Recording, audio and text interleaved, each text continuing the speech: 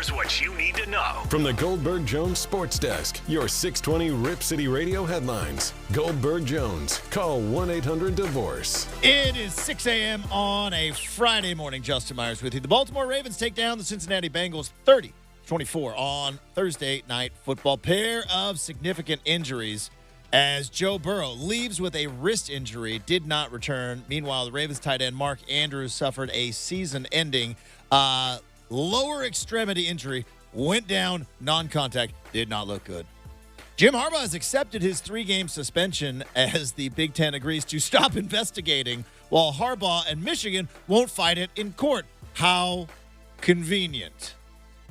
And the Blazers square off with the Los Angeles Lakers tonight at Moda Center.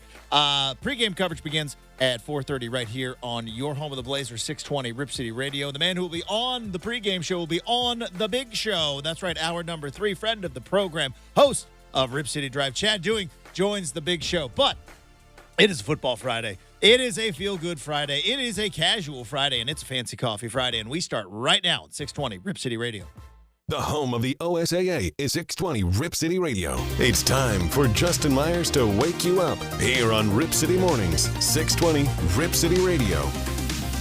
And a very happy Friday as well. It is RCM. I am your host, Justin Myers. Super producer Brendan is safely partitioned on the other side of the glass. Thanks for getting up early or staying up late, however you are rolling on this particular Friday. Oh boy, do we got a lot of stuff to talk about. Obviously, a big game in Corvallis. What does it mean in terms of the college football playoff for Washington? If they get a win against the number 11 team in the country on the road, do they do a little leapfrogging before they play Washington State after Thanksgiving in the final, potentially, Apple Cup game ever? And what's on the line for the Beavs?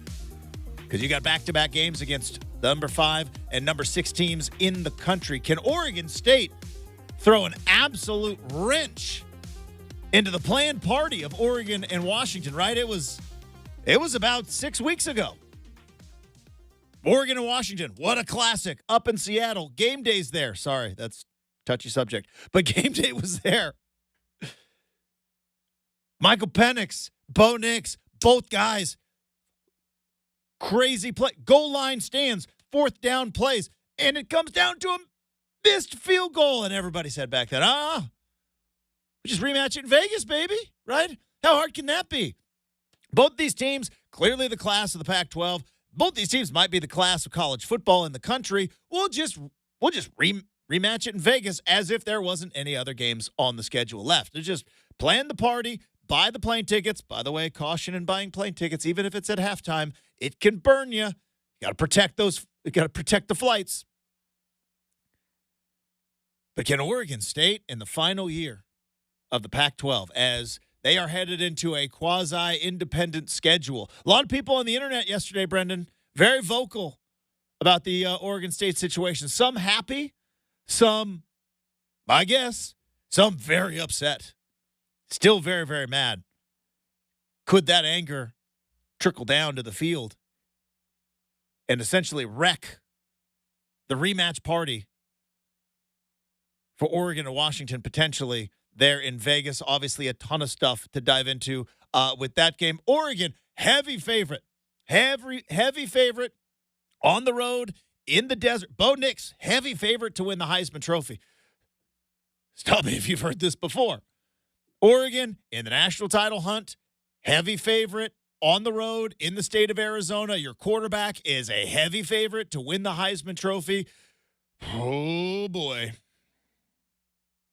2007 was a long time ago. But you know what? Remember it like it was yesterday. Now, I realize that was the University of Arizona in Tucson and not Arizona State, but it's still something about the Grand Canyon State. So we'll dive into that. Is Chip Kelly coaching for his life at UCLA? Is this the last time we are going to see Caleb Williams play college football this weekend in this game? And other teams, by the way, still in the mix. A lot of scoreboard watching. Boy, Arizona, Utah. You got a lot of teams looking to play spoiler out there. And speaking of scoreboard watching, a lot of people are going to be keeping an eye on what's going on with Michigan. Boy, that was a weird about face, wasn't it? It was Brendan, when I was young, hard to imagine. I was a bit of a yapper. I was not a fighter with my fists. I was a fighter with my words. And I would talk back to authority, right? Whether it was my parents, whether it was teachers, people in charge, I talked back. Justin talks back. And if ever I got punished and I didn't fight it, I would imagine my parents would probably be like, something's wrong. There is something wrong, because every single time, even when I'm caught red-handed, I would fight it. It's like, I can get out of this. Hey, Justin, did you scratch the wooden bed frame? No. Oh, really? Because it's got your initials on it. That's not me. I'd fight it. I'd fight it every single time. And if I ever didn't fight it, I would imagine my parents would be like, something's wrong. Something's going on. They didn't fight. Michigan, who has been fighting everything. The cheeseburger thing. Michigan allegedly had Jim Harbaugh, and that's why I said allegedly, because we don't know, but friend of the program, Josh Pate, said, it was real interesting that that Michigan team bus that usually pulls out, it stayed real close to that tunnel. Their team chaplain, he kept going back and forth. There was somebody very, very concerned with the game still left on that team bus. Was it Jim Harbaugh? Who knows? But allegedly Jim Harbaugh sitting on the team bus, ready for a court injunction to just come down and say, there it is. Temporary restraining order. I'm coaching. And him and his khakis come running down the tunnel. All of a sudden from that to and I am going to fight. We're America's team. We're going to sue the pants off the Big Ten. Potential gambling issue going on in Ann Arbor. Yeah, we're done. We're done. Well, I'll sit down. I'll sit out. Nothing more. Please don't take our laptops. Please don't take our phones. Please don't do it. Because, when you get to the NCAA investigation, that's one thing, right? That's your boss. The NCAA is your boss. Your boss comes in and says, boy, we got to know what's going on. What happened here? And you got to deal with HR and all that. But when you go to court and there is an oath, right? Penalty of perjury. There is a thing called discovery, which is why you be careful whom you sue. I don't know if I used whom correctly. I hope I did. Be careful who you sue. Because once you sue them, guess what? Oh, weird. Discovery phase. You can't lie. You lie, you die. Perjury. You can be prosecuted. You can get a whole lot worse than a 3-game regular season suspension, and they can subpoena things. NCAA, hey, we'd like to see your computers. Nope. Pretty please. Sorry. We don't know where they are. Kansas basketball was under NCAA investigation for 3 years. Hey, Kansas, Coach Self, we'd like to see your cell phone. I don't know where it is. Must have misplaced it. Sorry about it. Best of luck on your investigation. A little different when all of a sudden, subpoenas, discovery, and judges are like, yeah, you gotta turn over your laptops, guys. All right, there's some things on there we don't want anybody to see. Jim, can you just sit out these next 2 games? We'll try to get a win. We didn't even have to throw the ball to beat Penn State. We can figure out how we're going to get a win against Maryland at least. Just sit down, and that was real quick about face for Michigan. What on earth is going on in Ann Arbor that they did not want anybody to see? Oh, Justin, it's the good morning, by the way. Good morning. It's the search history. No one they don't want that search history. Have you seen there's rumblings? And again, these are just internet rumors. Far be it from me to give them a platform, but I'm going to do it anyways. There's rumblings that there's a potential gambling investigative service that is potentially eyeballing Old Michigan. Like, this sports gambling stuff, much like the NIL, everybody thought it was going to be nice, sweet, and just smooth sailing. Yeah. All these, everybody's, what did they say about NIL, right? Everybody's doing it, make it legal. Okay, perfect. Sports gambling, everybody's doing it. Why not make it legal? Why not regulate it? Why not have a transaction history? Why not be able to get some taxes off of that? I'm all for it. By the way, I hit the over last night. Not a big deal. But to think that you could just roll out sports gambling to where now it is, you don't have to call a guy who then calls another guy and then gets into an offshore account and no, you just go to your phone. You didn't think there's some low-level staffer on some college football team where they don't report injuries, by the way, who knows that, dude, we might win this game, but there's no way we're covering. Who's making, I don't know, $50,000 a year? You're telling me that wasn't ever, and I'm not talking about the top level. I'm talking about middle-of-the-road college football on action on a Tuesday, where it's like, hey, we haven't reported it yet, but there's no way we're covering. We got 4 offensive linemen. They're nowhere close to playing.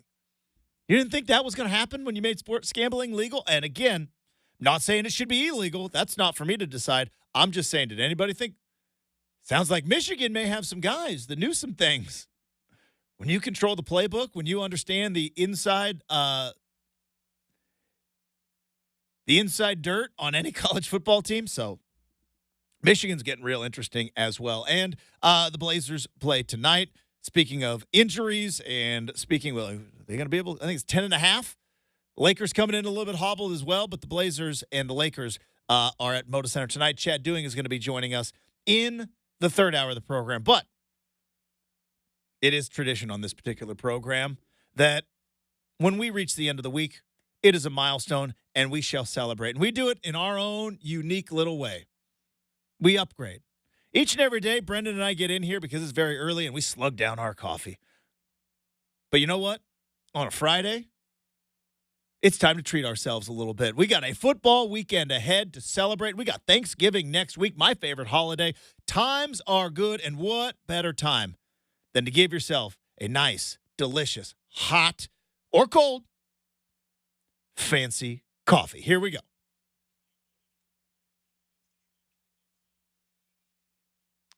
That is correct. It is Fancy Coffee Friday. Cheers to all of you. You have worked your tails off all week long, and you deserve a treat. Treat yourself, an upgrade. Upgrade your coffee this morning. And you know what? Fancy is whatever you want it to be. We will not order shame. If you want to go with the special holiday peppermint mocha, you do you. If you just want to go through the gas station convenience store and you just want to go French vanilla because, you're feeling a little off francais. If that's fancy coffee to you, you know what? You do you as well. If you want to go through a drive-through, or if you want to go sit and wait 19 minutes for some hipster to artisanally craft your delicious cup, you know what? If that's your fancy coffee, that is what it needs to be. But cheers to all of you. Whether you are out there delivering packages, whether you are stacking shelves, whether you are digging ditches, or whether you are sitting at a cubicle and you are on the phone wheeling and dealing and stacking papers and making deals, we have the hardest working audience in all of radio, and we appreciate every little smidge that you give us of your hard-earned time, whether that's just a couple of minutes here in the morning on a Friday, or that's all 3 hours streaming on YouTube, talking to us through the chat, sometimes to yourself. It doesn't matter. We appreciate you. We thank you. We couldn't do it without all of you. So cheers to you, Brendan. Cheers to the hardest working audience in all of radio. Oh, man, that's good. Oh, man, that is good. All right. Coming up, we'll look at the Pac-12 slate. We'll take a look around the rest of college football. Also, some reactions from the NFL last. Boy, oh boy, AFC just took a turn last night, didn't it? Took a turn on a dime. What a 3-day stretch for the AFC North. Remember the AFC North on Monday? Could all 4 teams make the playoffs? Deshaun Watson out. Joe Burrow very hurt. Mark Andrews out. Lamar Jackson doesn't have anybody to throw to. Pittsburgh Steelers. It's kind of sitting there. But, man, AFC took a turn on a dime. So we'll talk some NFL. We'll talk some college football. We may dive into some Blazer talk as well. It is a Fancy Coffee Friday. It's a football Friday. But most importantly, it's a feel-good Friday. More coming up next, 620 Rip City Radio.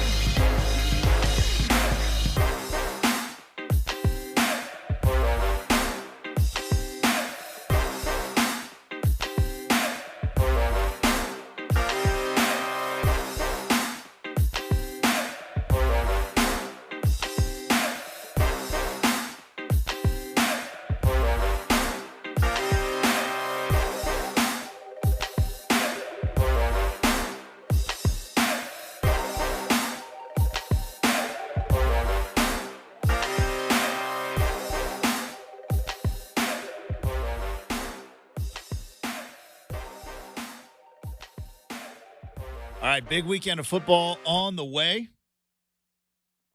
And obviously a ton going on in the Pac-12, especially down in Corvallis as the Beavs take on the Huskies. 4:30. We have talked about the only other argument, the only other contender for biggest game heading into, not result of, but heading into, the only other contender for biggest game in the history of Reser Stadium is the 2000 Civil War. That's it. That's it, and that's all. So, and that was 23 years ago. As crazy as it sounds. Seems like yesterday for me, but 23 years ago. And now here comes Oregon State with still their Pac-12 title hopes alive. They are, I think the line has come back down to earth. There's just a 1-point favorite now. Massive swings in this game. Lots of money moving around in this one, Justin. Nobody knows how to evaluate this game because I can see it. I wouldn't.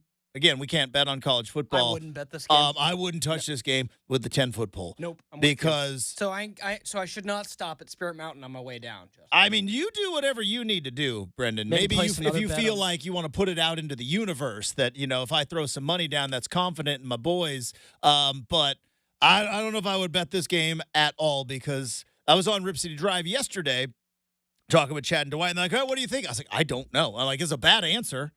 I know you don't bring me on the show to throw out bad answers and have bad takes, but I have no earthly idea in this game. I could see Oregon State the way that they play. If they play the way that they played against Utah at Reser State, like they're going to win.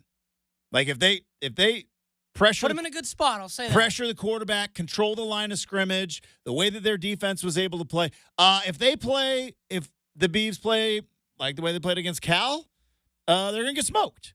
Because if you let Michael Penix and that offense get going downhill and you start playing from behind, you're in trouble. So let me ask you this, Justin, as we talked about this week on our podcast. Check out the Edge podcast. You want Oregon State preview?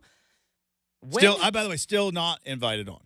I may be thinking about it for next week. Okay. It just depends on if we can keep Justin's Duck Homerism contained. That is not at all possible. Into a little bubble. You don't think that your subscribers to a website and a podcast called Beaver's Edge would not want to hear the crazy Oregon fan perspective? I might lose some. So, no, I'm just kidding. They probably. But no, I guarantee you got some people. With a few rules, we might be able to bring on. Honest truth table here. We would never lie to this audience. Maybe not anymore.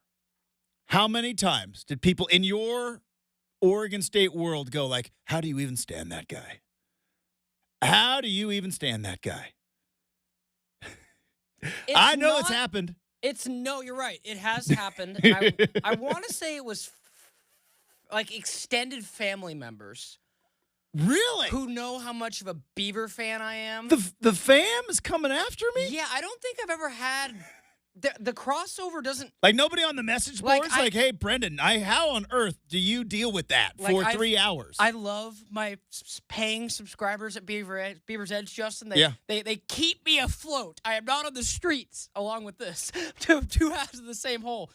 But, Justin, I've been saying, hey, I'm on the radio for about 3 years.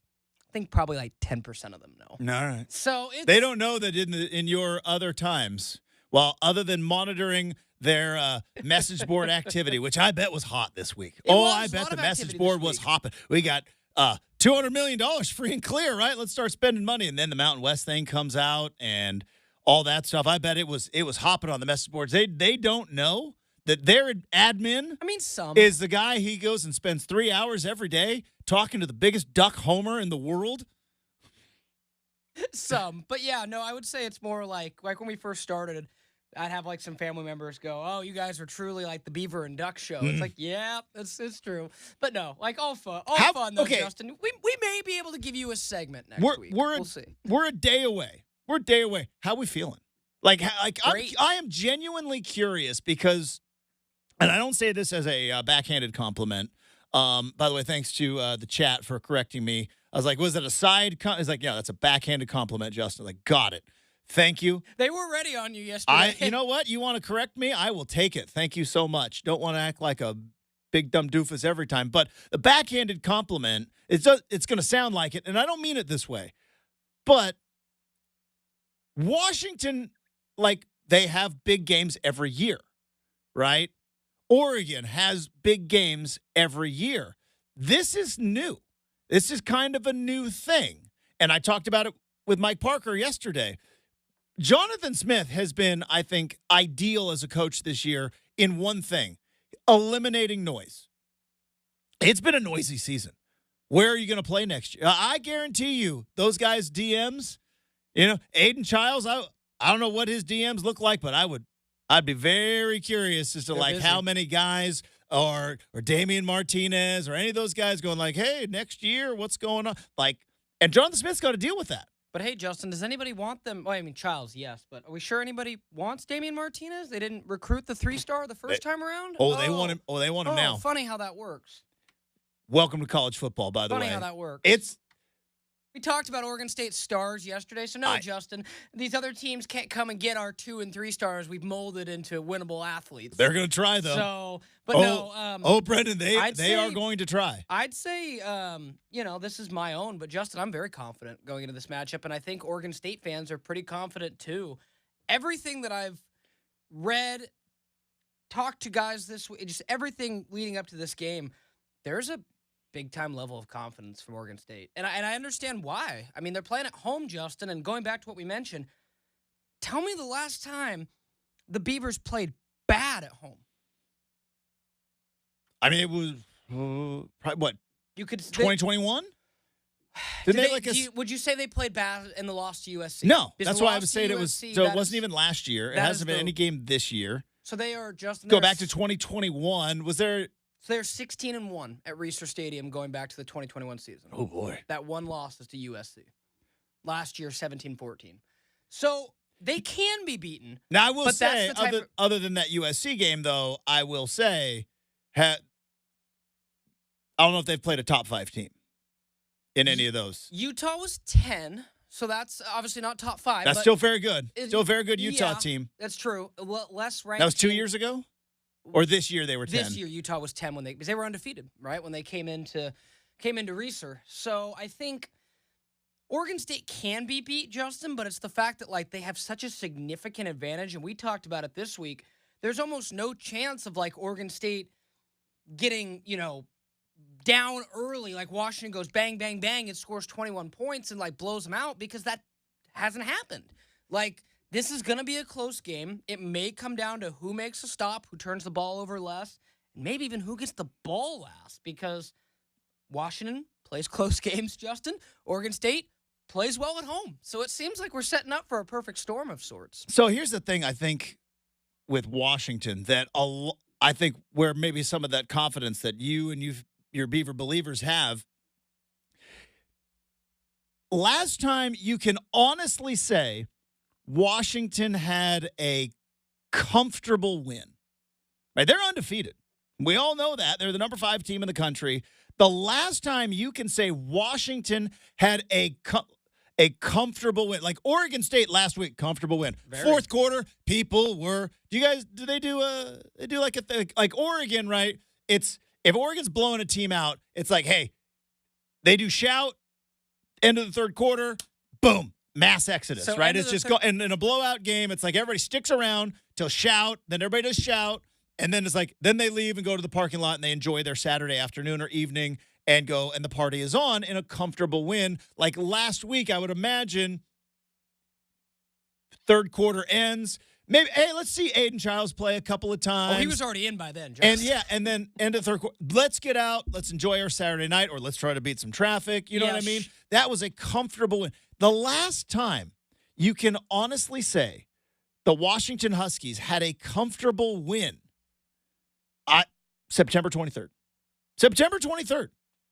They played that was a 59-32 blowout of Cal. I agree. Yeah, They blew out Michigan State 41-7 the week before. They put up nearly 60 points against Cal. That's September 23rd. That's a lifetime ago. They played a 7-point game against Arizona. So can I three-point win against Oregon, 8-point win against Arizona State. It was a 9-point win against Stanford, but that was a 3-point win. Stanford had 3 points and the ball. 10-point win against USC. That was a back and forth battle. Yeah. With Caleb Williams, it looked like it was going to go back and forth the entire game, and ultimately USC's defense is trash. 10-point win against USC. That's probably the most comfort on the road against USC, against the Heisman Trophy, defending Heisman Trophy winner. That's never comfortable in that game. And then they had a 7-point win against Utah. They haven't blown a team out since September. Since September 23rd. Now, I think that's why a lot of people are like, at some point, Washington's going to get got. Are they the TCU of this year where it's like, it's going to happen, and then it just never does? Or are they playing with fire with, one possession win against Arizona State? I mean, they're not very good. It turned out to be a 2-possession, but it was a 1-possession game against Stanford. We saw what Stanford was about at Reser Stadium. Now, Arizona looks a little bit different now because they're ranked and they're still pretty good. But, yeah, I think Washington is a really good football team, and Michael Penix is a dynamite football player. They're not winning the beauty contest, shall we say. They're winning Miss Congeniality, right? Right. Shout out to Sandra Bullock. Miss Congeniality, too. But they're not winning the beauty contest. Well, and Justin, the other thing to look at with them is maybe that's why they're number 5 in the playoff rankings. You and I have come out and said, I know, and I hate it. Disrespect, and I think there's a piece of that. But maybe this committee goes and looks, well, a Utah team that Oregon State beat by a couple scores at home, you beat by 7 at home. A Stanford team that Oregon State beat 62-17, you guys beat by 9 or 11 also a Utah team, like we talked about, also a Utah team that Oregon beat 35-6. That's a better call. 35-6. Yeah, Oregon just obliterated the Utes in Utah, by the way. So, but my feeling on this. It's winners get sprinkles, right? At some point, wins have to matter. At some point, look, they're 10-0. Like, they have stepped onto the field 10 times, 3 of which against ranked opponents, and they have walked off a victor every single time. At some point, that has to matter. I hate the beauty contest part of college football. It is, and I love college football. I hate the beauty contest part of it because it's a silly way to evaluate. Yeah. You don't, Stanford, for example, right? Oregon State beat the dog out of Stanford. Washington was in a dog fight with Stanford. But Michael Penix had the flu, right? There was a flu, so they say. I don't know if you would lie about that. By the way, it was reported before the game, not after. That's a very different thing. After the game doesn't play well. No, it was reported before the game. Throwing up on the sideline. That kind of stuff happens where it's like the situations and what's going on. I hate the beauty contest of it all. But I am fascinated at how confident Oregon State is. I think they are. And I think part of it is what we just talked about. You look back and go, what, Arizona, Oregon, Arizona State, Stanford, USC, Utah, 6 games in a row where the Huskies had a chance to lose. Well, and nowhere on playing that with list, fire. Nowhere on that list, Justin, is as intimidating of an environment as Reser Stadium. If you strip it back and you look, I'll give you that. And you look at, given that the Oregon game was at home. It was at home, yeah. This is Washington. Yeah, at Stanford, at USC, at Arizona can be a decent environment, but the fans have to buy in. They weren't bought in September. That's what I'm saying. They weren't zone to zoo in September. I think this is, given who they play next week, the Jake Dickert lifeless Cougs. Well, they're a mess. They're so terrible. They are a mess. That's going to be the game. Oregon State, they're going to be fine. No shame in the loss to Arizona. There could be some shame in that loss to the Cougs, but nevertheless, I think this is Washington's toughest game of the year, Justin, when you consider they didn't have to play Oregon on the road.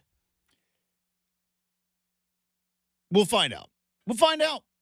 I mean, that's what's number 6 at home versus number 11 on the road. Like it's what is your close, favorite saying? right? It's 6. It's close. 6 of 10 pick 'em or whatever. Half dozen one the other. 6 one hand, half a dozen the other. Right. It's either or. All right. Well, we've got some like the Oregon Arizona State game. I'm hoping upon hope that my fear and worry is just my own weird football PTSD that I have. No disrespect to anybody with actual real PTSD, but sports scars that are living with me, right? Because the last 2 times they've went down to Arizona State, they have walked out of Sun Devil Stadium losers, especially in 2019. How nuts is it, by the way? You go back to the 2019 Oregon football team that won the conference, won the Pac-12 championship, won the Rose Bowl, took 2 losses. Those 2 losses happened to be against Bo Nix and Jaden Daniels. Both of those guys leading in the Heisman Trophy odds right now because I think Jaden Daniels is above Michael Penix right now. How nuts is that? 2019 Oregon. It's like those 2 losses look a whole lot better now. Still stunk at the time. Ruined my 40th birthday. No big deal. So Kenny Dillingham, Arizona State, right? This is their Super Bowl. This is it. This is Arizona State's Super Bowl. They got to win against UCLA. They've won 2 out of their last 3, but that one in the middle is a 55-3 loss to Utah. They beat the Cougs. They beat UCLA on the road, and now here comes Oregon and Bo Nix rolling. Stay healthy. That's all I'm going to say. Need to stay healthy in this game. All right, other games of note in the Pac-12. Cal Stanford, meh. USC, UCLA. There's a lot going on in this game. This could be the last time we ever see Caleb Williams play college football, which is kind of nuts. USC right now 7-4, 7-5. Again, we talked about it with regard to Florida State. All the USC crazies who, like, in year 2 are like, I don't know if Lincoln Riley's the guy. Well, you paid him $1 gajillion. He ain't going anywhere. You're not going to pull a Texas A&M and just start buying out coaches. And you look at what it took at Florida State with Mike Norvell. It's like, yeah, you wanted him fired 2 years ago. And now they're the number 4 team in the country. It's not as quick and easy, even at massive programs, to just flip the switch and change the culture, because everybody seems to forget, because the uniforms, Brendan, are magic. And you hear that USC fight song, and you see that USC helmet shining, and you think, boy, that's Carson Palmer, that's Matt Leinart, that's Reggie Bush, that's Troy Polamalu down there. It's like, yeah, they ain't those guys. That's Caleb Williams, sure, but the rest of them ain't the guys. And how much we forget that we're only 3 years removed from Clay Helton. You know what I mean? 3 years ago, Clay Helton had USC in the mires of mediocrity and got fired in week 2. Even USC, it's going to take a little bit of time. 10 wins last year, schedule. Schedule benefited. Didn't play Washington, didn't play Oregon. Had to play them this year. Interesting. What happened? Took a couple of L's. So USC, 6-point favorites, and this is the other one. So UCLA is 6-4 right now. It has not been the tenure that I think a lot of people in UCLA thought they were getting when they hired Chip Kelly, because Chip Kelly obviously had a run like no other at Oregon. He goes to the NFL. NFL chews him up, spits him out, and it's like, all right, come back to college. And I don't know if they said it, but I know they thought it. It was like, all right, here comes Nick Saban. You know what I mean? Chip Kelly is going to get back to college. It's going to fit like an old jacket, like a comfortable sweater. Him coming, tried the NFL, didn't work. He knows how to win in college. It's going to take a little bit of time, and then UCLA, no significant wins. No real runs at the Pac-12 title, let alone the college football championship. We're paying this guy what? $6-7 million a year. Pretty lucrative contract when he signed. UCLA going to fire Chip Kelly? So is Chip Kelly potentially coaching his final game at UCLA? Except for they have that weird game against Cal at the end of the year. Justin, I'm not going to lie. Don't lie, please. We don't lie to this audience. I wrote about it this week. I would love, and again, Chip Kelly, I think his fate is sealed regardless of what he does. I think they're just going to move on down there. I'd love to see Cal win out and go to the bowl game. Of all the 4-win teams that can still go to a bowl game, Cal has easily the best path, having to play Stanford, who is very beatable, and UCLA, who might be lifeless and ready to go 1-2-3 Cancun. By the way, how about this Cal schedule? Because, again, they played Auburn in the non-conference. Bet they wish they had that one back. Yeah, take that one. Oh, they'd be right there. They were right there. But they went on a stretch. Oregon State, at the time, 15. Now 11. Utah, at Utah, 16. USC, at the time, 24. Oregon, number 6. Like, talk about a stretch run there. Brutal. Then they bounced back and got a win against the Cougs. And was that a 1-point loss to SC or 2? Because they should have beat It was a 1-point loss to SC. It was 50-49, and they went for it. And you know what? I love it. You got to go for it. Now, looking back, by the way, that play and that Arizona decision against USC. I mean, USC, think about this. Have 2 more losses. USC is staring potential not being bowl eligible in the face with a game against Arizona and a game against Cal. Stared it right in the face with Caleb Williams as your quarterback.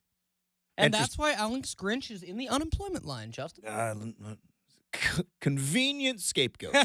Convenient scapegoat. All right, we've got more games to talk about. We're going to wrap up hour number 1. We're going to go on campus. Some scoreboard watching for both Oregon and Washington. Also, speaking of bowl eligibility, it's coming down to the wire for Coach Prime and the Buffs as well, as they're going to be on the road in Pullman. Can Washington State find a pulse? We got more coming up next. 620 Rip City Radio.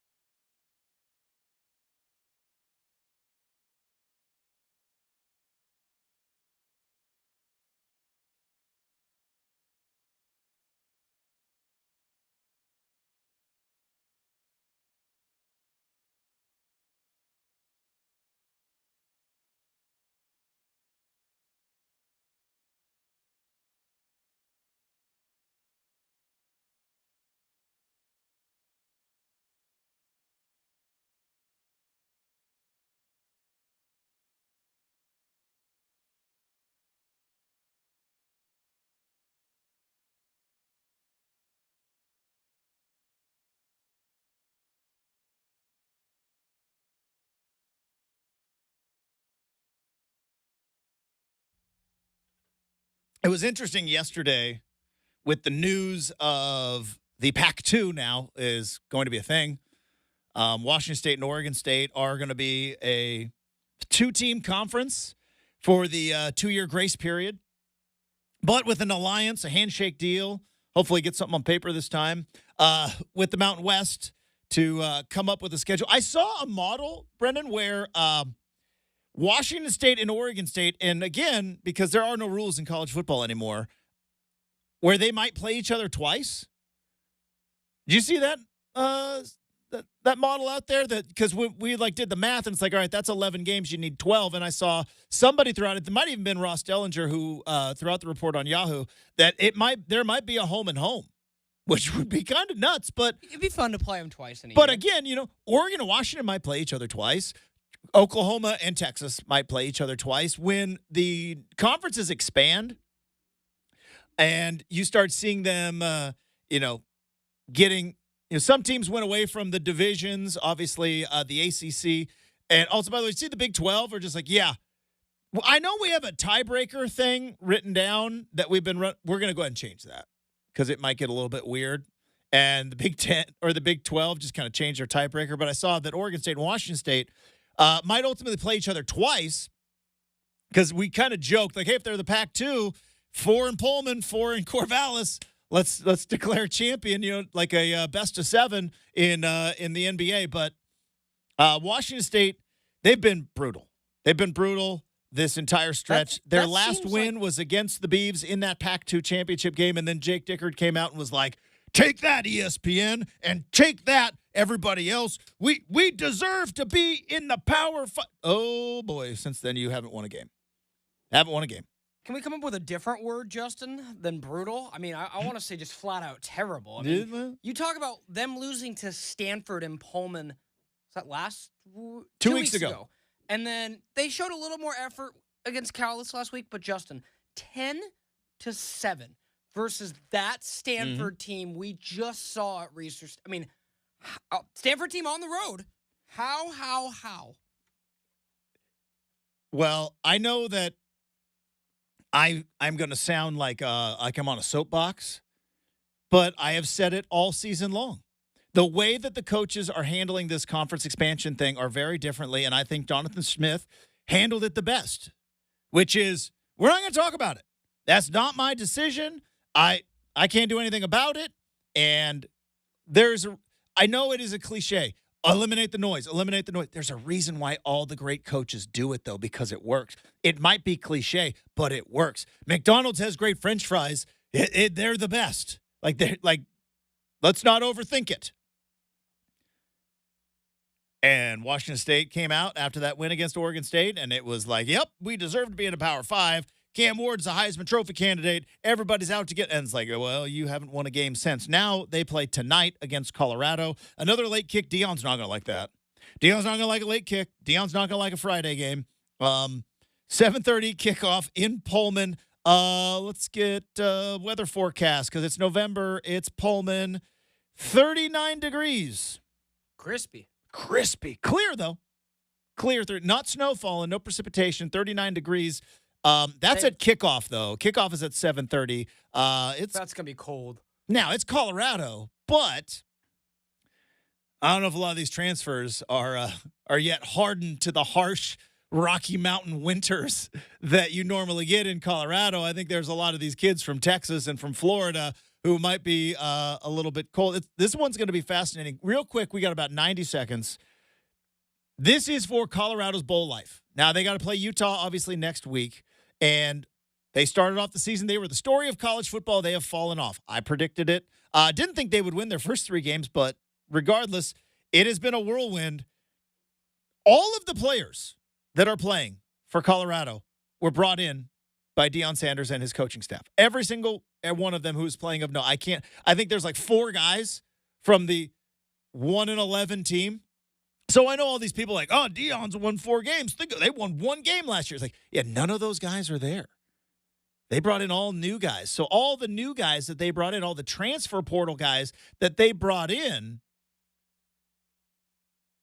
4-6 right now, staring down a very early, like they'll be home for Christmas. You know what I mean? So I wonder, if they don't make a bowl game, I'm not saying it's a failure. I wonder what we think of year one with Coach Prime. I want to be fair with Coach Prime. I really do. Because I understand why people are Coach Prime stans. Is that what the kids say? They're stans. And I see why there's Coach Prime haters. I'm kind of right in the middle. I love Deion Sanders. I love his confidence. I love that he is him. He is himself. Not he is him. That's what the kids say. I like the fact that he is himself. I get a little bit annoyed with him thinking, I can just walk in and change college football, though. It's like 150 years have happened, dude. So I'm kind of right there in the middle. It's going to be interesting to see the response in Colorado. Can I ask you this real quick, Yes. Justin? We just mentioned this briefly.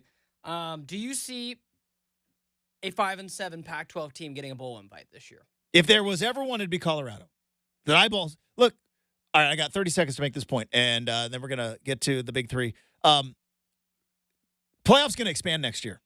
College, bowl games, the Alamo Bowl, the Sun Bowl, they're going to start to die off because nobody's going to care because everybody's going to be caring about home games for first round in the college football playoff. It's going to be 12 teams. These bowls are going to have to figure out how do I get eyeballs and revenue, and it's all about matchups. It's about finding a team like Colorado and Coach Prime and getting eyeballs on your bowl game any way, shape, or form. If there was ever a 5-win team that could, it would be Colorado. All right, we got the big three. We got Make or Miss. It's a Hot Take Friday. Hour number 2 next, 620 Rip City Radio.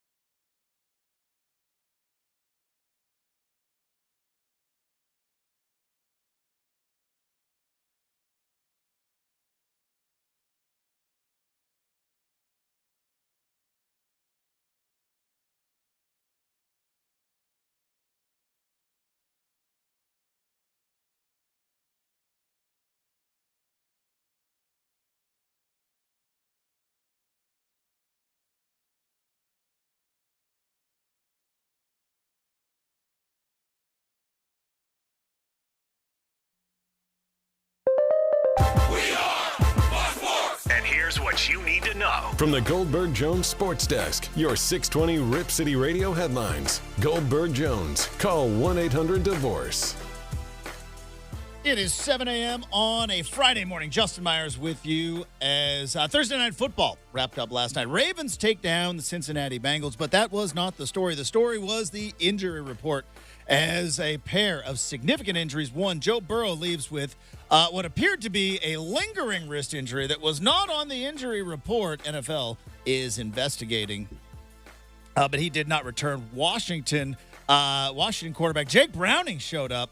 But not enough firepower as the Ravens get the win. But they lose tight end Mark Andrews suffered what Coach Harbaugh, that not suspended Coach Harbaugh, said appeared to be a significant, potentially season-ending ankle injury. Jim Harbaugh has accepted his 3-game suspension as the Big Ten now says, fine, we will stop looking at your laptops. You just go away for a couple of days. And the Blazers square off with the Lakers tonight at Moda Center. We've got pregame coverage right here on 620 Rip City Radio. The man on the pregame show will be the man in the third hour. Chad Dewing joins us, but the Big Three starts right now on 620 Rip City Radio. The home of the OSAA is 620 Rip City Radio. It's RCM with Justin Myers, right here on your home of the Portland Trailblazers, 620 Rip City Radio. It is Rip City Mornings. Happy Friday, everybody. It is a football Friday. It is a feel-good Friday. Oh, and it's a fancy coffee Friday. Had an interesting interaction at the fancy coffee drive-thru this morning, Brendan. And I've always said one of the funniest juxtapositions, if I'm using that word correctly, I may or may not, I'm not sure.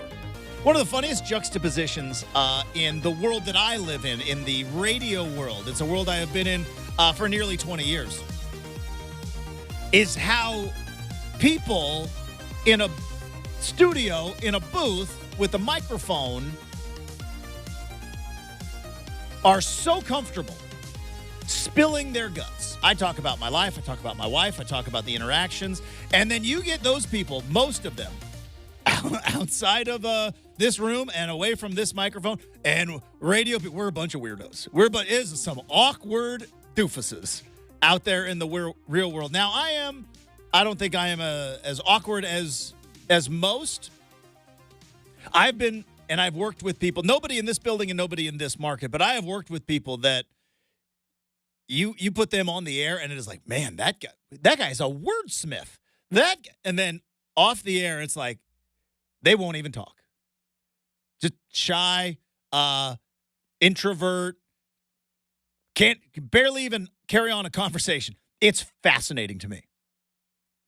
But I learned something about myself this morning, and, I try to learn something about myself each and every day. Sometimes it's just a reiteration, and it's just a bringing a point home. How good are you at small talk? Because I'm terrible.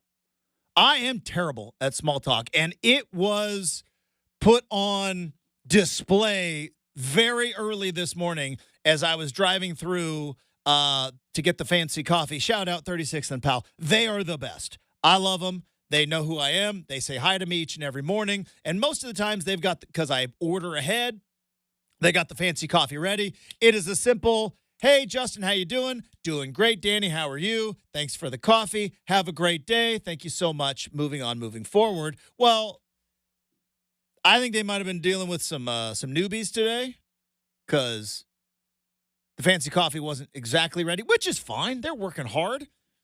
By the way, some of the coffee places, they work very hard. Some work at a leisurely pace that I am not comfortable with. I'm a hustle guy. I grew up in a world and a time when it was like, come on, show some hustle. My dad always used to say, quit dilly-dallying around. That was his favorite saying. Probably still is his favorite saying. Guys, hustle up. No dilly-dallying. We got to get out the door. And that's what I want from my coffee. I'm not expecting you to cater to me, but you know what? There's no dilly-dallying around. It's 5 a.m. Clearly the people are getting coffee needed. All right, let's not dilly-dallying around. And there is a hustle at some coffee places that just doesn't exist at some others, and I appreciate that. And I also reward that with gratuity. Today, though, Fancy Coffee wasn't exactly ready. And I go there each and every Friday because it is a tradition on the show. The person who works there knows who I am. I don't even have to say, I go right to the drive-thru window and they go, "Good morning, Justin. Your order's right around the corner." Perfect.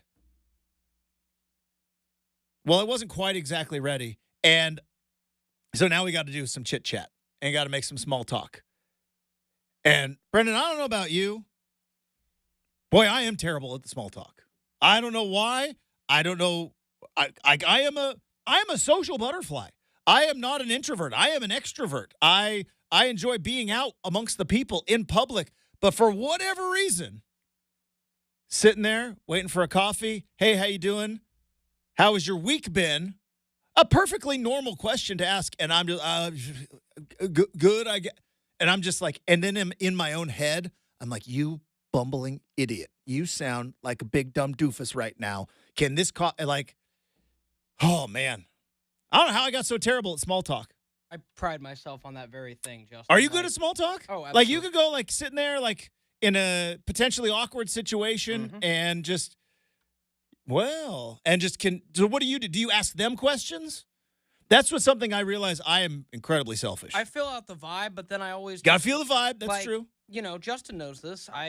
I've never seen you in social situations. Well, I just, I get takeout. Which is odd. I get takeout food often. Yes, you do. What I'm saying. And I talk to people all the time, and I'm never, given what I do for a career, I don't know actually how you can't have small talk because you do it.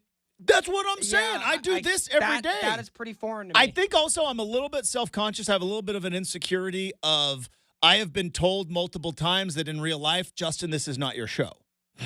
I'll say this. It's like, "Hey, what do you think?" "Well, I'm about to go on a 12-minute monologue very loudly right now." And like Kelly will tap my leg like, "Not the show." She doesn't say it in a mean way. She's a very sweet, very, nice because I need it. I need a little pat on the leg like, "Hey, not the time. It's not your show right now. These people do not want to hear your hot takes right now." I'll say this though, Justin, so I get insecure about like the small talk. Like first impressions dictate what kind of small talk it is. So if I'm pulling up to Taco Bell and you greet me, "Hi, how's it going? We'll have it out to you shortly, yada yada." Great, cool. Let's just say there was an instance yesterday where I approached some small talk. Did you go Taco Bell breakfast yesterday? This was not a food place, but just somewhere where I went through, and this person was very upset to be at work. Yeah, that happens sometimes. And I was like, "How's it going?" "Terrible." Okay. So then no, lie to me, please. Then you're like, "How do I pivot from this?" I'm like, "Oh, I hope you have a better day." "Nope, it's done." Okay. Yeah. So remember yesterday during the mailbag, and you were like, "Would you rather have unlimited confidence or unlimited patience?" Yes. And it's like, that's the patience right there. So where it's like, "Hey, how you doing?" We have a general social contract, which is I say, "How you doing?" You say, "Not too bad." I don't know if you are actually doing not too bad, but you say it, I say it. Thanks. Moving on, moving forward. "Hey, how we doing?" "Terrible." Was it something I said? Was it something that I did? I was so taken That's aback. just social media problem with these kids, Brendan. I don't know if you were talking to a kid or not, but it's a social media problem. He was a few years older than I am. All right. But still in the I comment on things. It was just took me back because I'm sitting in there just looking at things in a display case, and I'm like, "Oh, okay, I'll check this out." Were you making some purchases yesterday? I was looking. What were we looking at? I'll keep. Oh, Christmas present? I'll maybe? keep it to myself for now. Christmas present? Yeah, all right. yeah. Could be there. We could talk about it a little bit later. But, so I'm just like, like I do to everybody. "Hey, how's it going?" And just one word, terrible. And I was so taken aback. Like, dude, I'm trying to buy goods from you. It led to, the awkwardness. And I was just like, man, okay, that's not quite what I was doing great today, man. I'm doing fantastic. I don't know what your problem is. I just got done with the show with Justin. My morning's great, man. I'm like, oh. So, that first impression, what somebody says, how they greet me. So, going back to you, if those employees this morning were like, "Good morning, how's it going?" It would have flowed for me. It would. Yeah, they were great. I am interesting. I didn't know. I got. You might have just been tired, man. Maybe you hadn't got to the You didn't maybe have No, your first fancy coffee at home yet. I've noticed I've done this in other situations where it's like, you know how like they say good quarterbacks have that clock in the back of their head? Now I'm going to compare myself to really good quarterbacks here, right? Wait for it. I'm going to try to land this plane. But you know how like they talk about like Patrick Mahomes is like, he can feel the pressure. And he knows like, all right, time to escape. I go through a transaction. And like in my brain, I'm like, this should take no more than 15 seconds. I have ordered ahead. How you doing? Have a great day. Really appreciate it. Thanks so much. Pleasantries, pleases, and thank yous. Those are good things to do, kids. They're always nice. A good thank you goes a long way. When all of a sudden that clock starts getting into overtime where it's like, hey, coffee's not ready yet. And I'm like, well, I have not prepared for this. Classic Myers overthink. But I think I do get a little bit insecure where it's like, I don't want to all of a sudden turn it into the Justin show. I got 3 hours of that every day. Like I get it out. But yeah, I drove like, you know how like you have not even a conflict, but you have a back and forth, and it's the 5 minutes later, it's Costanza, jerk store. That was it. Should have said jerk store. It didn't even take 5 minutes. Brendan, it took like 20 seconds as I was pulling out. I'm like, you could have asked about how they were doing. Is it busy today? Crazy day at work yesterday. I don't know if you saw the Starbucks thing that happened yesterday. 20 seconds, and I'm like, you are just a weirdo. Been sitting with me for a while. All right. Enough of that. Let's dive into the big three. Three most important stories you need to know here on a Fancy Coffee Friday. Let's go.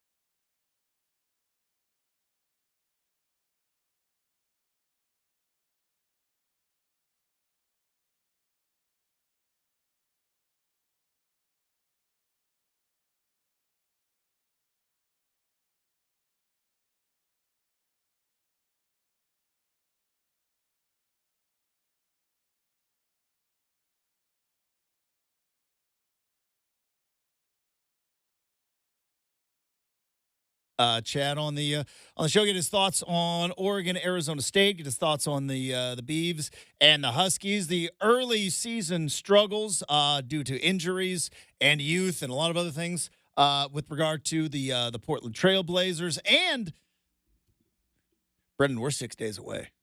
We're 6 days away. I know. Focused on Saturday, focused on the football, but we are 6 days away. It is nearly game time. It has started getting mentally prepared for Thanksgiving. It is my favorite holiday of the season, of the year.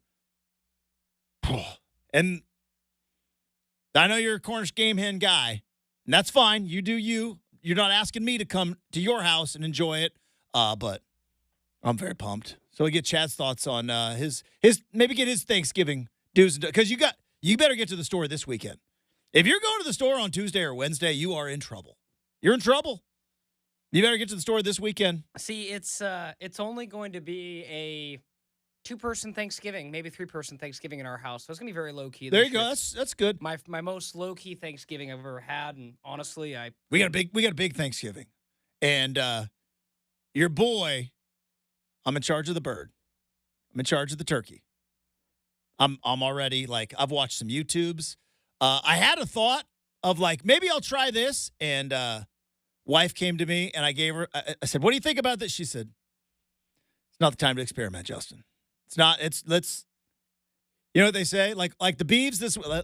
Let's run the football. We know we can run the football. Let's run the football. Let's not run trick plays on Thanksgiving. Okay, we don't need double reverse throwback. We've got the offensive line. We got the horse. Let's run the football." Pretty much what I was told.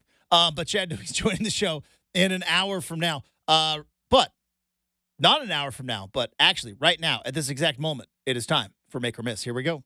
It bounces off the crossbar, and it's good. Oh my goodness. Oh, and a big miss. It's Make or Miss here on RCM. All right, firing up Make or Miss today. Yes. Justin. Mm-hmm. It's too much information, Patrick. Just too much. All right, help me out here. Give me a little backstory. Give me a little context. It was revealed on Monday that the Chiefs' Patrick Mahomes... Oh, is this the underwear thing? ...says he has worn the same underwear for every game of his NFL career. Now, we'll say this. He does wash them. Well, I would hope so. It's once a week. But he says that if they're on a hot streak, he will not wash them. So compare and contrast this to Michael Jordan's shorts from North Carolina. Yeah, he wore the North Carolina shorts. Tell me about that, and then tell me what you think here. Well, it is too much information, so I'm gonna say make. Yeah, that is a make. We didn't need to throw it out there. Couple thoughts. I love the movie Bull Durham. Bull Durham is my favorite movie, or not my favorite, but it is my favorite movie. Man. Fluctuates, but I love Bull Durham. I love it so much. My dog's name is Crash, right? It's and then I tell people "Oh, what's his name? His name's Crash." Well, what? And then they look at me like a weird. I'm like, it's from a movie. So I love Bull Durham. And there was a part in Bull Durham where old Crash and Ebby Calvin, Nuke LaLoosh are sitting there because Crash is giving him the words of wisdom. That's why Crash is down there in single A with the Durham Bulls. And he's like, "You got fungus on your shower shoes." And he's like, "Fungus is on your shower shoes." And he's like, "If you go to the show and win 20 games, you can grow all the fungus on your shower shoes you want, and everybody will call you colorful. But until you win 20 games in the show, it means you're a slob." That being said, Patrick Mahomes can wear whatever underwear he wants because he has won 2 Super Bowls and has won some MVPs, and the Kansas City Chiefs have never been a better organization around him, and he may be one of the greatest to ever play the game of football. So if you're Patrick Mahomes, you can wear the same underwear, and you can keep those underwear dirty on a win streak because you know what? You have 2 Super Bowl rings to your name. If you are Mac Jones, you're a slob. You are a complete and utter slob. It's kind of a joke on this program, but it's kind of not, where we go, winners get sprinkles. And it's like when you win, you get to do things that other people don't get to. And is it fair? Maybe not. But, yeah, kind of gross. Can we do an addendum on this, Justin, and say Make or Miss 2.0 and just continue with Tommy DeVito, New York Giants quarterback, also revealed too much dang information. I missed the Tommy DeVito story. Help me out here. Tommy DeVito lives at home with his parents. Well, I mean, he's the emergency quarterback of the Giants, and that's not the worst part. Boy, New York, Brent, I could only imagine. That's not the worst part. As someone, there is, as someone who speaks for the millennial and Gen Zs, Justin, I think everyone goes through a time in their life post-college, or maybe they live back at home. It happens. Justin, this was the worst part. Mom makes his bed every day. That is where I'm like, you are an NFL quarterback, and your mom makes your bed every day? Let me ask you something. I don't make my bed ever, but I have a wife that is asleep in it when I leave every day. Yes. Do you make your bed it when you lived by yourself? No. Okay. I'm not a make the bed guy. Okay. Now I remember because when I was in Eugene, Chip Kelly, like that was one of his things. Because it was like they was a really hammered home the win the day thing. All right. And I bet you everybody else hated it. How much did you hate win the day? Oh, very much. So. Hated everything about it, and I completely understand it because it was the motorcycle man. One of the two. It was I would be on the air, right, and talking about and like Justin, we got to win the day. It's like I'm not blocking. I don't have to win the day, but Chip Kelly would always be like, I tell my players every day, get up, make your bed. And I've heard like it's like a military thing too. It's like that. You're up, you've accomplished a task. Check one off the list, and it will then start some momentum. I never really bought into it, but you get up, make your bed before you leave every day? Like just not tuck in hospital corners, but like not every not day. Hotel quality bed make, but just spread it out. Yeah, I like to. I don't do it as much as I should, Justin. My brother, it looks immaculate. Really? Every single day. I am so impressed that my brother. How old is he? 18, senior in high school. I did not. And it is so like I'll come home and I'll look in his room and I'm like, dang. When I was in college, everybody's different, but I'm impressed. Shout out Brogan. When I was in college, Brendan, I didn't even have a bed frame. I was just bed, like on the ground. Like, what do I need a bed frame for? Would you shame me if I told you I still didn't have a bed frame? No. You're in your 20s. You're single in your 20s. You're fine. My bed sits on a box spring, but that box spring is on the floor. Yeah. Yeah. Like, again, I've had people tell me it's classless, and I'm like, I like it. Like I said, in your 20s and single, you're fine. Fire away in the comments, folks. Am I crazy? But I will say there's going to be a point in your life where, let's say, how do I put this delicately? Let's say maybe you're not the only occupant of said Agreed. bed. All right? Agreed. Let's say there's going to be a time, I don't think you're going to want that bed on the ground. That's fair. Yeah, that's going to be okay. What else? I'm amenable. We just get a bed frame under there, but I'm amenable. So get this, Justin. I went backwards. In college, I had a bed frame. Had bed frame. That bed frame now belongs to Brogan. Okay. I gave it to Brogan. They make more of them. You can get another. I'm like, I'm going to try this because I never had before.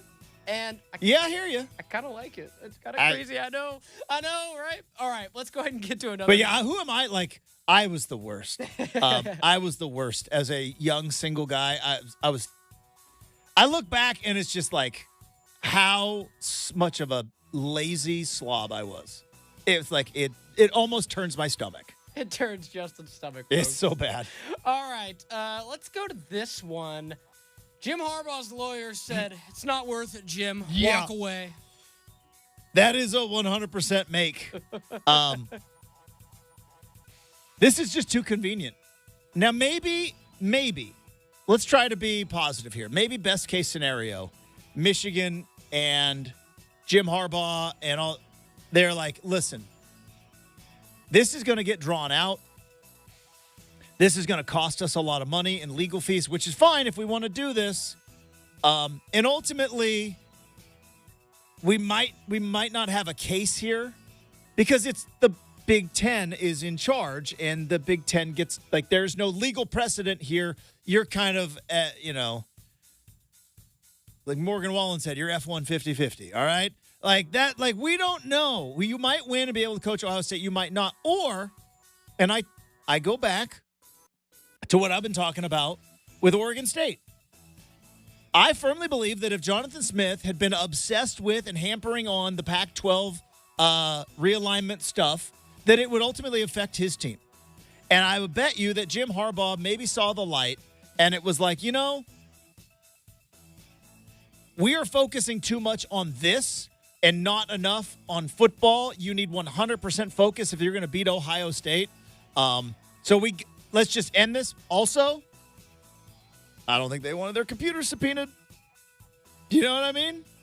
Because Brendan, if you go into court where you file a motion for a temporary restraining order under the premise that I had no personal information, and the Big Ten, who's also got very expensive lawyers, go, well, let's just find out about that because we have subpoenaed your laptop and your phone, and we need some records going back to your interactions with one Connor Stallions, and we're going to find out about it. And I think Jim Harbaugh was like, yeah, you're not getting my phone. You are not getting my phone whatsoever. They took me down for cheeseburgers. There's a whole lot more trouble in there than cheeseburgers. Which one do you think is more likely? Worried about discovery or let's just focus on football. This is becoming too much of a distraction. Ohio State is the ball game. Because once you get past Ohio State, then you can coach in the Big Ten Championship and you can coach in the college football playoff. Like, how much do you think is that, or how much do you think it is, I am afraid of what they're going to find in my phone? Afraid. Oh, wholeheartedly. I mean, I really do think this is something where it's like, okay, a quid pro quo. You take the suspension, we'll look the other way now. We've brought everybody on, and correct me if I'm wrong, Justin, this only gets rid of the Big Ten investigation, not the NCAA investigation, right?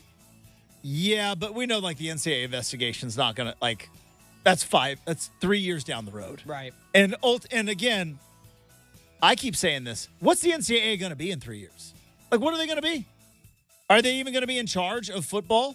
I could see a scenario where the presidents, like, they all have, like, their super rich presidents meeting or whatever, and they're like, look, let's put the college football playoff in charge of football. We're already paying the players. They're already transferring, right?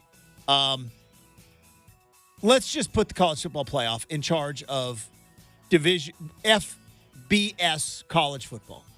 And the NCAA is just going to get out of it. And I think if you're Michigan, you kick that can down the road. All right, you got one more? Let's see. Let's go with this one. NFL quarterback injuries have been too prevalent this season. Boy, what a season. So, all right, let's count them up. Because Deshaun Watson has just lost for the season. Joe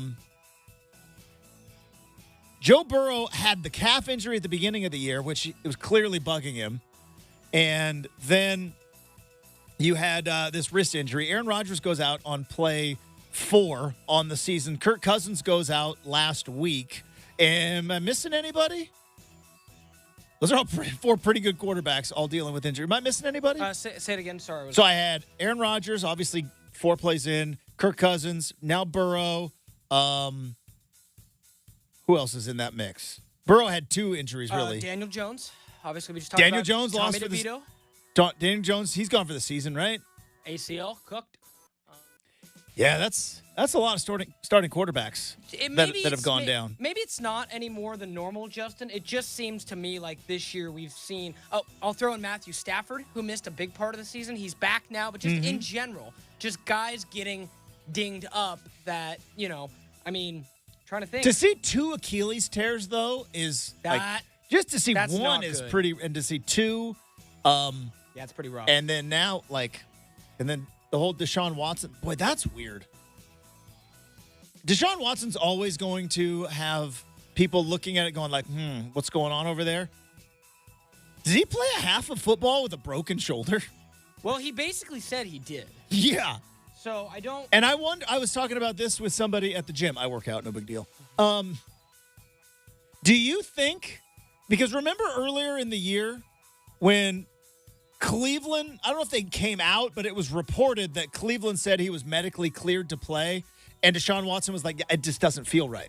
Remember, I missed a couple of games going like, I don't feel right, but I'm medically and essentially got called soft. And maybe this is a people on Get Up, and they're like, hey, listen, when you get a $230 million guaranteed, what's the incentive to push through and to fight through injuries, which is a fair question to ask.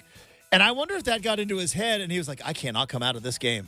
My shoulder is jacked, but I cannot come out of this game. And beat the Ravens with a broken shoulder. How nuts is that? I'm really curious to see what happens with Joe Burrow. How long this one is. It did not look good. And clearly stated that I am not a doctor and you should not take medical advice from me. But like that looked a little more serious than a sprain. Now I know it's a wrist on his throwing hand and all that, but we started off the week Monday saying that the AFC, well, we talked college football on Monday, but on Tuesday, we were like, every team in the AFC North could make the playoffs. The Ravens were 7-3, everybody else was 6-3. And you're like, all four teams could make the playoffs. Well, Deshaun Watson's done for the season. DTR is going to start against the Steelers on Sunday. Joe Burrow couldn't finish the game, and you got Jake Browning there. And the Baltimore Ravens just lost their biggest pass-catching weapon in Mark Andrews for the season. That's 4 days. That's 4 days. I talk about it all the time.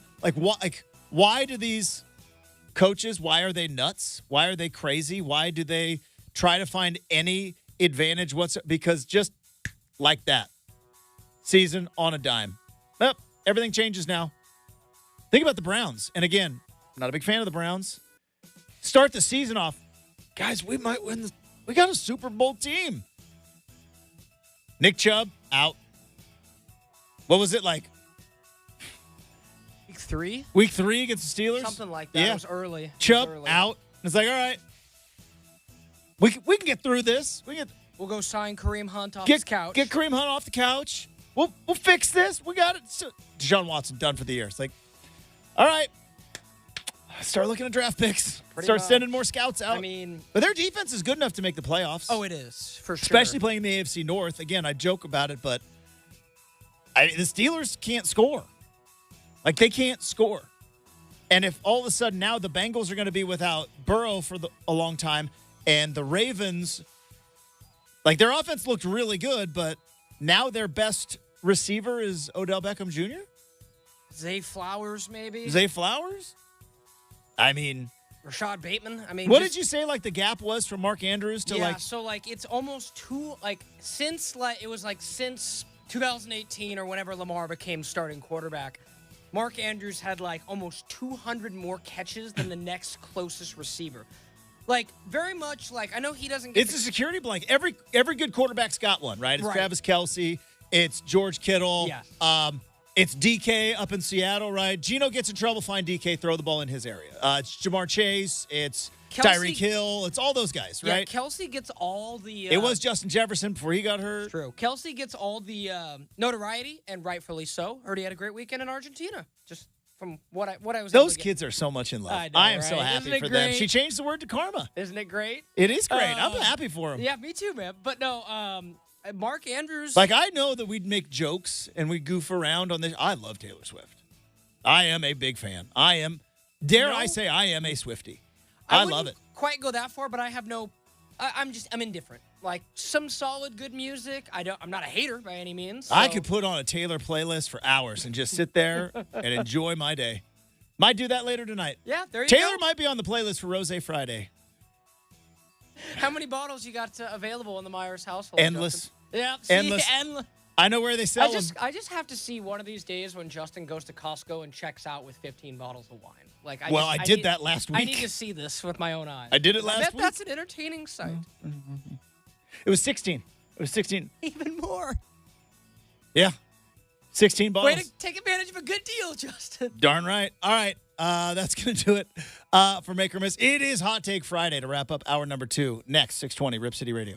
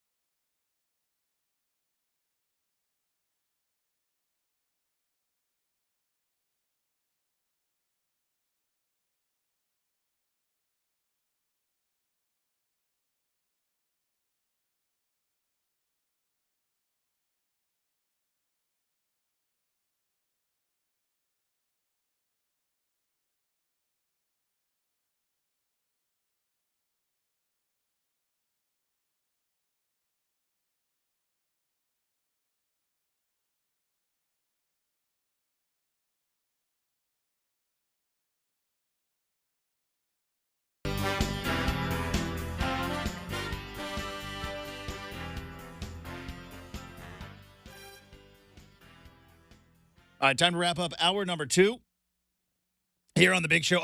We are less than a week away from my favorite day. It is Thanksgiving. Thanksgiving's coming up on Thursday. Prepare yourself next week. We're going to talk about it a ton. And it is my favorite holiday. People say, like, why? People have asked me, like, how is that your favorite? Like, of all the holidays, how is Thanksgiving your favorite? And I go, it's quite simple. 2 reasons. One, it is a day that revolves around football and food. 2 of my favorite things, right? It is a day that revolves around football and food. And 2, the beautiful thing about Thanksgiving is it is the only holiday that gets better as you get older. It's the only one that gets, like, 4th of July is great. Nothing was better than 4th of July when you were like 6, right? Nothing was better than 4th of July when you were 6. Christmas, the older you get, the more stressful Christmas gets, right? It's true. It's just like, what else is out? Like, New Year's Eve, you just want to go to bed. I mean, at some point, you just get to the point, like, do we really have to stay up till midnight? Like, no. Saying holidays that you appreciate more as a kid? Thanksgiving's the only one that gets better as you get older. It's the only one that gets better as you get older. You're never going to have a better Halloween than when you were like 9. Never going to have a better Easter than you were like 9. No. Yeah. It's the only one. And like, as your 4th of July could get better with years. It could. You know, but think about when you were 7 years old looking at fireworks. Or the first time you got a sparkler. That's true. Boom. I still love 4th. I ride for 4th. I love 4th of July. Look, I love America, all right? I am red, white, and blue. Is this America's radio show, Justin? To the core. What's that? Is this America's radio show? I'd like to think so. Okay, good. I feel like people are rooting. We don't cheat and then get caught and then complain about it like Michigan football does. But I just think, like, the first time you see like a Piccolo Pete or a sparkler like that, and as an adult, Brendan, every 5th of July, you walk in here and go, those stupid neighborhood kids won't stop lighting off fireworks. Come on now. I know you love 4th of July, but you also get like, come on. It's 5th of July. Knock it off. Whereas Thanksgiving, nothing is worse when you were a kid than Thanksgiving. You sit at the kids' table, which is a card table, right? You're like, this is adult time. You have to spend time with your cousins who are maybe not your favorite people in the world, right? It gets so much better as an adult. That being said, I have thoughts and I have takes. Let's get to Hot Take Friday.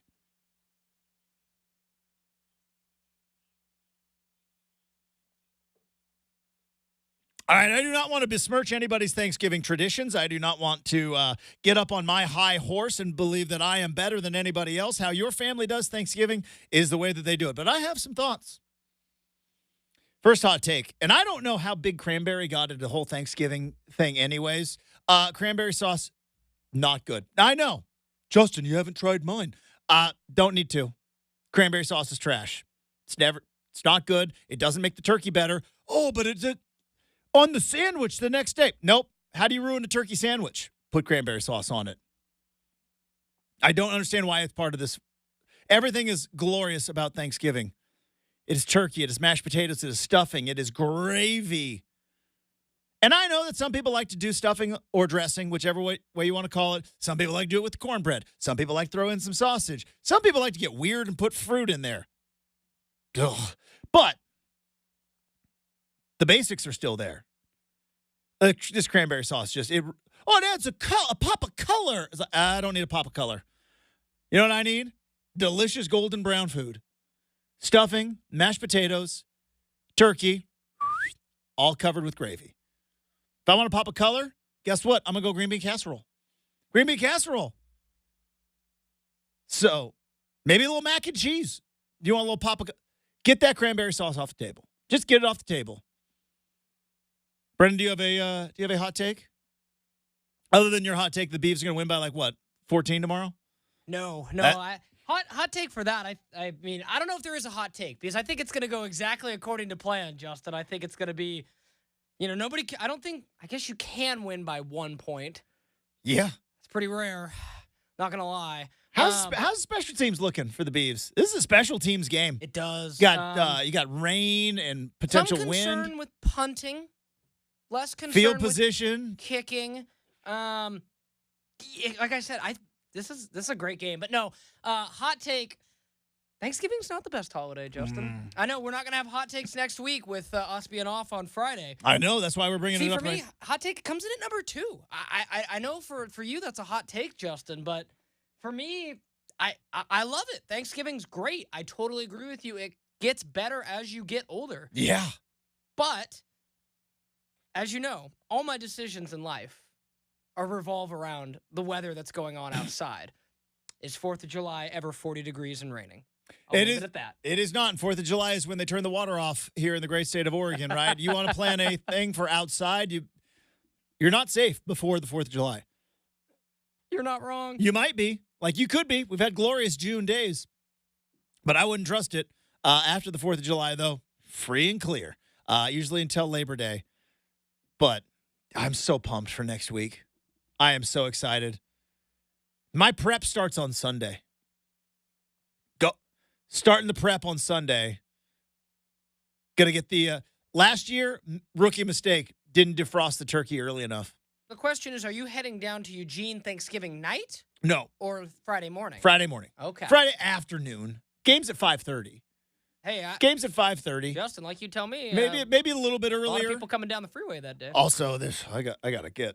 I'm going to be, well, depending on what happens this weekend, I'm be a nervous wreck. I'm being nervous wreck a week from today. There could be a lot on the line. It's a week from today, folks. Could be a lot on the line. I'm going to need to calm the nerves, if you know what I'm saying. Okay, we might have to actually link up at a tailgate this time. We'll see.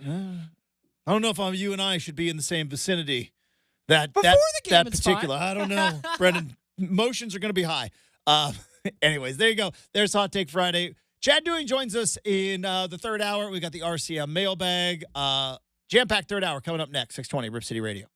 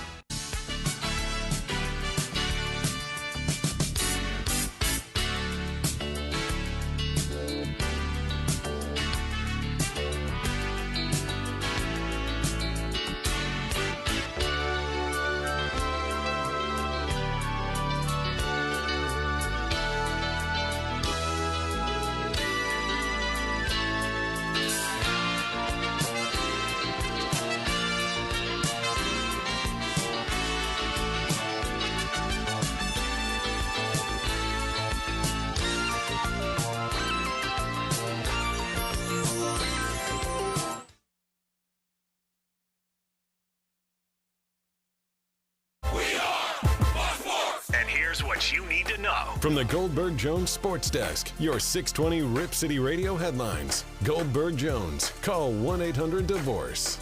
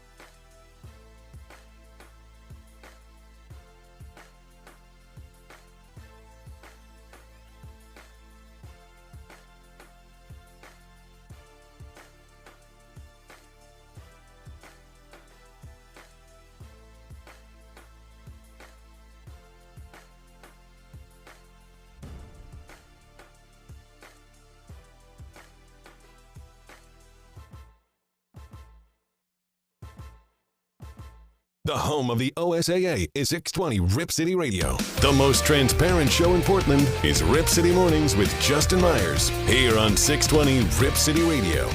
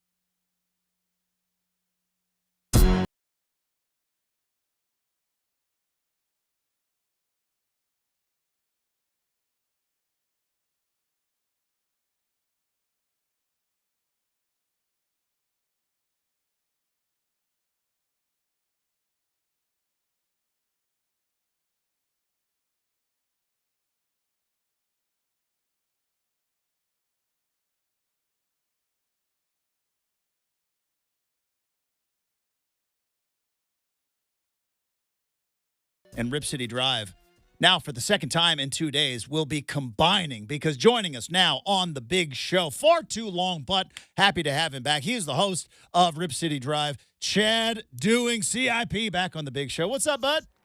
I'm on a fancy coffee Friday, too. It doesn't get any better than that. It does not get any better than that. Chad, we've talked about this. Fancy coffee is whatever it is to you. And I don't know if people realize this, because we've got the camera now. We're streaming on the YouTubes here in the studio. But just outside of camera view, you have a fancy coffee maker. Fancy Coffee Friday is every day for Chad Doing, and I'm looking at it right now. What's your go-to? Because you, like me, we don't do the sugar, right? Try to keep the sugar and the calories low. But your fancy coffee, day in and day out, is what? A 5-shot venti Americano. Oh. That's how I start every morning. It's a beautiful way to do it. And I'm one of the few people, and that's why I respect you, because you as well. I actually love the taste of coffee. I enjoy it. I savor it. And it's a perfect way to start every single day. It's awesome. So you are rolling 5 shots deep right now, and also I'm sipping on it as we speak, my friend. You got the red cups, right? It's holiday spirit. We got the red cups coming, all sorts of good things. But speaking of good things, boy, what a weekend! What a weekend of football we have got. Let's talk about Corvallis, Washington, Oregon State. I know we talked about it yesterday on your show, Chad. We've been talking about it all week. The big picture with what Jonathan Smith has done at Oregon State is kind of amazing, because you and I have seen a lot of rebuilding efforts with programs, both in the college world and the NFL world. Sean Payton's trying to rebuild your Broncos. What Jonathan Smith has done, and it might be recency bias, it might be geographical bias, but Chad, I don't know if I've seen a better rebuild from where they were 2017, that Civil War game, fighting with each other on the sidelines, ending a 1-11 season, to where they are now, potentially still with a Pac-12 title on the line. What a rebuild, and throw a pandemic in the middle of it, by the way, and conference uncertainty on top of all of it. He is absolutely one of the best coaches in the country, but most people don't know about Jonathan Smith because he coaches at Oregon State. When he took over the program, we all know this, Gary Anderson had run it directly into the ground. There was no talent, there was no direction, there was no culture, there was nothing. He came in and he looked at every one of the players on the team at that time and said, why not us? He had wanted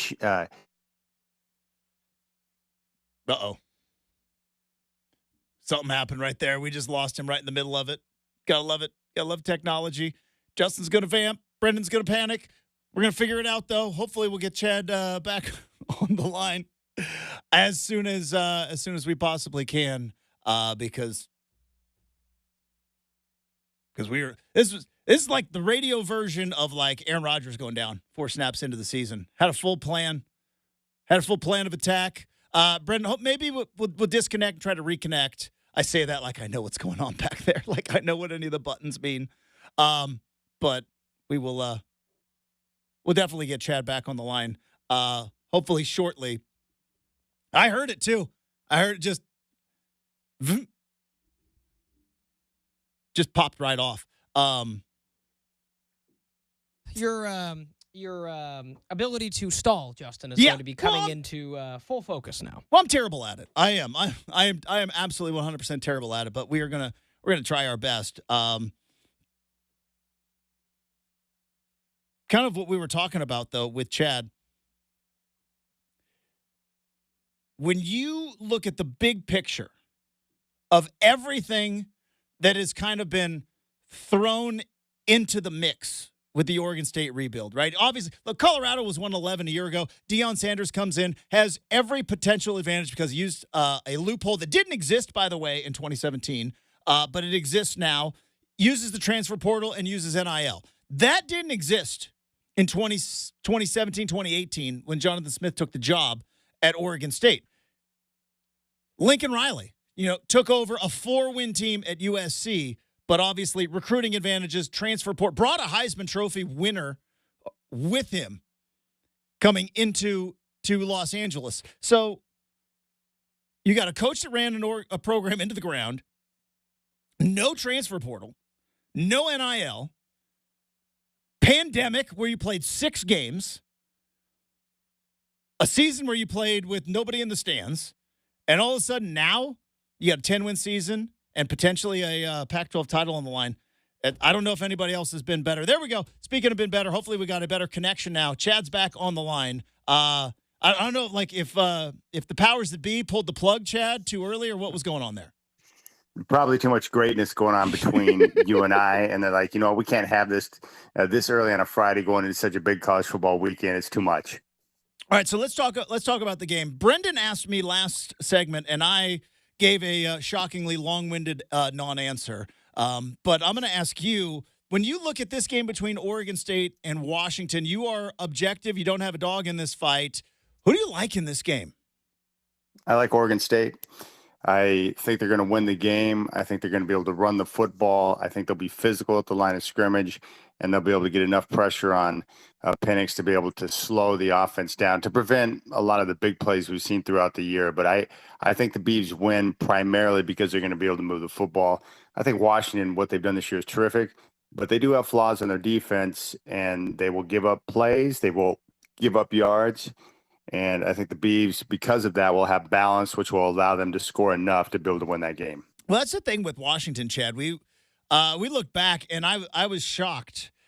Do you know when the last time Washington had like a comfortable win? It was like September 23rd against Cal. Like 7-point game against Arizona, 3-point game against Oregon, 1-score game against Arizona State, right? They have not played a comfortable game in about 2 months, and I know a lot of people figure they're just kind of ripe to be picked off. Do you feel that way about the Huskies, that they've just been playing with fire too much this season? Well, I do. And again, I'm one of those people in college football where I hate the beauty or the it's like it's a beauty contest. You've got to look, not just win games, but you got to look great. I respect teams that find ways to win week in and week out, even if they don't look pretty in doing so, because I know how hard it is to win football games. So I hate that aspect of trying to determine who should be in the playoff. But if you look at the way that Washington has played, I think really from Arizona on, they just haven't been razor sharp. And when you do that and you have issues where you're giving up big plays with your defense, offensively, aside from the USC game, you're not committed to running the football and having balance on offense. Some of the penalties and the mistakes, you just put yourself in a position to where teams will have an opportunity. And the difference between the Beavers and the other teams that they've played, the Beavs are good enough to take advantage of those opportunities and make you pay. So I think Oregon State, again, no one likes to look at Oregon State like this, but they're so good on both sides of the football that and they're playing at home, that the same type of issues we've seen from Washington over the last few weeks, if they continue to misfire like that, you can't play football like that at Oregon State and expect to get a win. Chad Doing, host of Rip City Drive, joining us here on 620 Rip City Radio. Chad, there's rumblings down in Los Angeles that maybe UCLA is done with the Chip Kelly show, and that they may be potentially looking to move on to a new coach heading into the Big Ten. And Chad, I don't know if you know this. I'm pretty sure you do, that UCLA plays their home games in the city of Pasadena, which happens to be the hometown of Jonathan Smith. And with Oregon State and the uncertainty of the next couple of years, should Beaver fans be a little bit nervous that if UCLA moves on from Chip Kelly coming up in maybe a week or two, that Jonathan Smith's phone's going to get ringing? Do you think there's any potential Smith leaves the Beavs in this scenario and takes over for UCLA? I think Beaver fans should be concerned with any top program across the country that has a lot of money, a lot of resources, that will call and want to talk to Jonathan Smith about their job. Do I think Jonathan Smith is going to leave? No. As I mentioned, he's the only guy that can look me in the eyes and say, I love Corvallis. And I'm like, okay, I believe him. Everyone else, I'm like, yeah, I'm sorry, I don't buy it. But he does. He loves it there. But the reality is that, the school is entering into great uncertainty. The next 2 years, hopefully they can sustain with the funds that they're going to have through this court case win. But they don't know what conference they're going to be in. Will they be able to perform a reverse merger with the Mountain West and add some other schools and keep the Pac-12 name? A lot of questions there. And these other schools can come in and say, hey, hey, Jonathan, we'll give you 10 years, $90 million to come coach our school, or, whatever the number is. And it's going to be so great that he will simply have to sit down and take a look at it, not to mention being a part of a viable conference. And then also long-term being into school where you can have access to better talent to maybe have a chance to legitimately compete for a national championship. I think those things are going to be temptations. I hope he doesn't leave because I want to see him continue to build what he's done there at Oregon State. But this is a good problem to have when you have a great coach. Schools are going to come calling. But I would hope that he would look at UCLA. Let's say UCLA is a school. Hopefully he would be able to look at that situation and be like, look, it's a basketball school. They clearly don't put the same type of resources and care into their football program. Long-term, UCLA is not going to be the best match for me.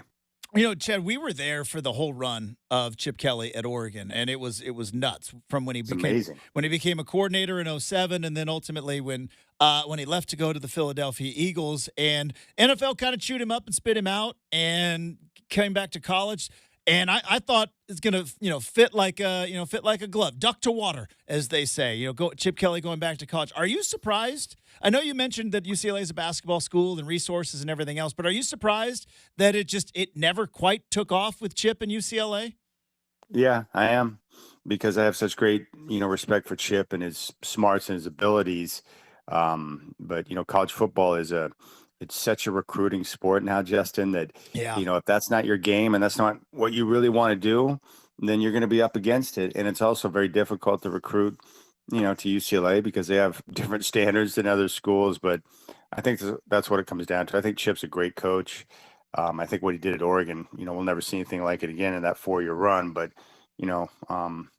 with coaches now, you got to embrace the recruiting game, and you've got to be one of the best at it, or you're going to be in trouble. That's part of the reason why Dan Lanning and Mario Cristobal have, helped lay this great foundation in Oregon, is because they're great at recruiting and bringing in top-notch talent. It's the same issue with Kalen DeBoer up at Washington. I don't doubt that he's a great coach, Justin, but, long-term, is he going to be able to recruit with the best of the best? And right now, the answer to that would be, we don't know. So I just think that's the big issue for Chip. It's just not being able to access the type of talent you need to be able to win on a consistent basis against the better teams that are around you. And I think UCLA is making a mistake if they get rid of him because, they probably should show a little more patience and allow him to continue to grow that program. But that's just not how it works in college sports. But I think the biggest thing is lack of playmakers, lack of talent on both sides of the ball because of the recruiting is just not there. Chad, I can be let me be a bit of a homer right here. I know you've been waiting for us. You love when I go full Oregon homer, but maybe. And not just me, but listeners, especially the Beaver fans out there, they love it. But as I tell everyone, hey, you have to respect a homer that lets you know beforehand that he's a homer, and you do that. So I respect here's the thing. I'm a homer. I'm going to bring some facts, though. Maybe don't ever leave Oregon. How about that, right? Yeah. Chip Kelly left, got fired twice, about to be fired a third time. Now, Mark Helfrich was shown the door, but then went and became coordinator in the NFL. He got fired by the Bears. Willie Taggart leaves. He got fired. Mario Cristobal leaves. They're not anywhere closer to a college football playoff. Now, obviously, it's going to take some time. And that's what I think Lanning was saying earlier this week. He's like, why would I ever leave? Like, Chip Kelly left. He kept getting fired. Helfrich, he never caught on anywhere else. Taggart got fired. All of those guys had success. Bellotti retired and is just like, yeah, I'm living the good life. Maybe don't ever leave Oregon. You know what I mean? Yeah, the grass is not always greener, as everyone says, but, like Chip Kelly, if he wouldn't have left Oregon, he would still be there today. And Oregon has proven over the course of time that, that they'll allow you to grow the program and have continuity if you're doing the right things and the program's moving in the right direction. So I'm with you on that. Like A&M, think about what it would be like to go to A&M. Yeah, do they have a lot of money? Can you make some oil money down there and have access to great resources and stuff? Absolutely, and be a part of the SEC. There's no question. But Justin, if you go there with the way the regions are set up, they've got too many cooks in the kitchen. And the lack of patience and lack of vision because they believe that they're greater than what they really are. I think it would be very difficult to grow a program there. Dan Lanning, hopefully he understands this, that what he's got at Oregon, the support he's got at Oregon, and what he'll continue to be able to build there with the facilities and the program, he can win there.